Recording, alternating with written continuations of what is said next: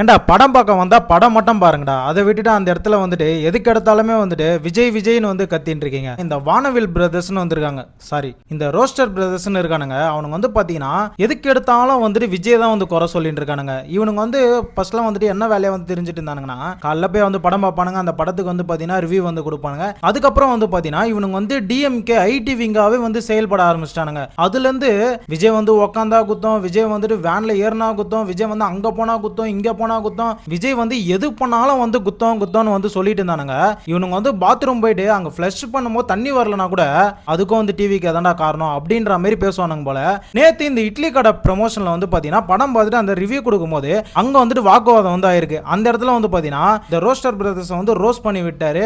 ஒரு டிவிக்கு தொண்டர் வந்து பாத்தீங்கன்னா அவங்கள பிடிச்சி அவர் கேட்ட 2 கேள்வி வந்து கரெக்டா இருந்ததுங்க. இவங்க வந்து பாத்தீங்கன்னா 200 ரூபாய்க்கு வந்து நக்கி பிழைக்கிற பசங்க, இங்க இருக்க சேனல்ஸ் எல்லாம் வந்து இவனுங்க தான் வந்து கிரியேட் பண்ணி இவனுங்க வந்து பேசிட்டு இருக்காங்க அப்படின்னாரு. இல்ல வந்து வச்சிருக்கானுங்களா மைக்கு, அது எல்லாமே வந்துட்டு அவனுங்க வந்து கிரியேட் பண்ண சேனல் தாங்க. அந்த இடத்துல டிவிகே தொண்டன் வந்துட்டு சண்டை போட்டுட்டு இருந்தார்ல, அவர் வந்து அப்பெல்லாம் வந்து பேசியிருக்காருன்னு சொல்லிட்டு போலீஸ் வந்து அவர் அரெஸ்ட் பண்ணிச்சு.